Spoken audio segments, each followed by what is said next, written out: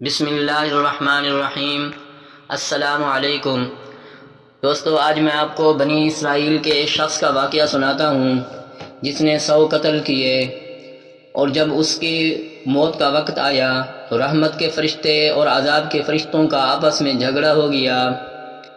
دوستو، اگر آپ ہمارے چینل پر نئے ہیں تو چینل کو سبسکرائب کر دیجئے، ویڈیو اچھی لگے تو ویڈیو کو لائک کر دیجئے۔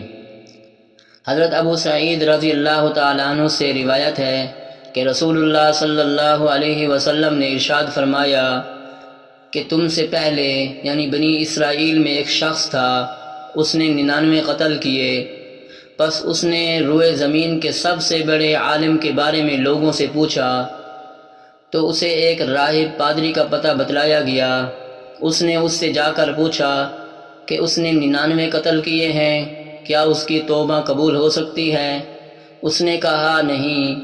اس نے اس پادری کو بھی قتل کر کے 100 کی تعداد پوری کر لی۔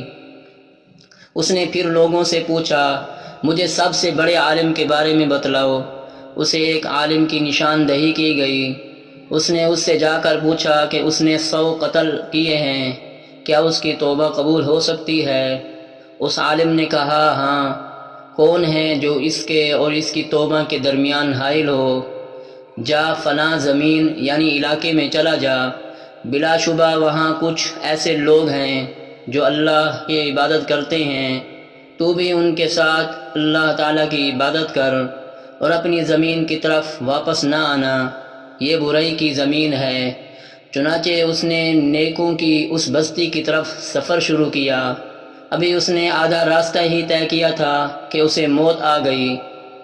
اس کی روح کو نکالنے کے لیے رحمت کے فرشتے اور عذاب کے فرشتے دونوں ہی آ گئے اور ان کے مابین جھگڑا شروع ہو گیا۔ ملائکہ رحمت نے کہا وہ تائب ہو کر آیا تھا اور دل کی پوری توجہ سے وہ اللہ تعالیٰ کی طرف آنے والا ہے۔ عذاب کے فرشتے بولے اس نے کبھی بھلائی کا کام نہیں کیا، اس لیے وہ ان فرشتوں کے مابین یہ جھگڑا جاری تھا۔ پس ایک فرشتہ آدمی کی شکل میں آیا، اسے انہوں نے اپنا حاکم بنا لیا۔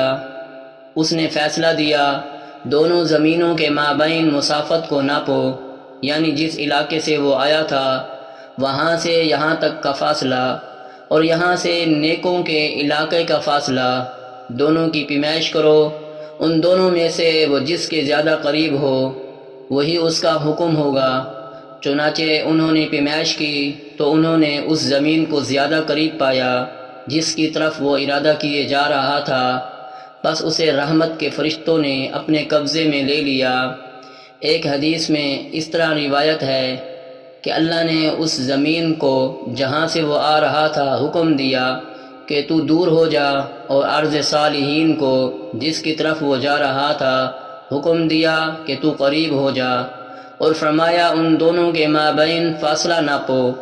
جب انہوں نے ناپا تو ارض صالحین کی طرف اسے ایک بالشت زیادہ قریب پایا، پس اسے بخش دیا گیا۔ فائدہ اس سے معلوم ہوا کہ جتنا بھی گناہ گار شخص ہو اس کے لیے توبہ کا دروازہ کھلا ہے، اور اللہ تعالی ہر ایک کی توبہ قبول فرماتا ہے، بشرطے کہ توبہ خالص ہو۔